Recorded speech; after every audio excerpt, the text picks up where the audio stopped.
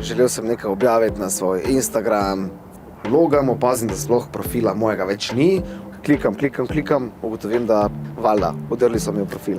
Pri nas se praktično vsak dan ubadamo s takimi primeri, ko se na nas obračajo uporabniki. V aplikacijo lahko vdrejo komorkoli, tudi tebi. Mene ni strah, da bi vdrli v moj profil. Ne, mene ni strah. Se mladi premalo zavedajo, kaj to pomeni. Ne začutijo tega, dokler se to res njim ne zgodi. So vdrli moji prijateljci, se je posvetovala s starši pa z šolo in so obvestili policijo pa rešili.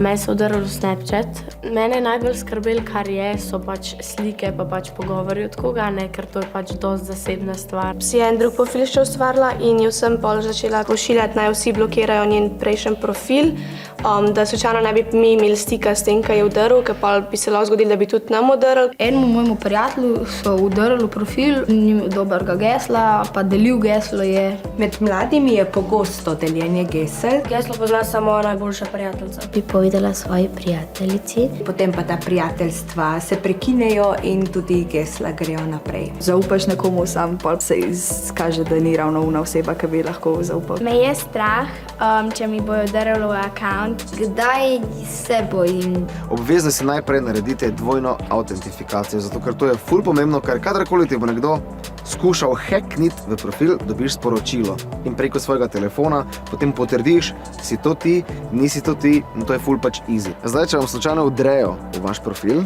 Takoj morate sprožiti postopek za ponastavitev gesla. Predvsem je pa to važno, da to storite čim prej, ko se to zgodi, ker lahko napadalci v vmesnem času potem tudi zamenjajo telefonsko številko, recimo tisto elektronski naslov za ponastavitev gesla.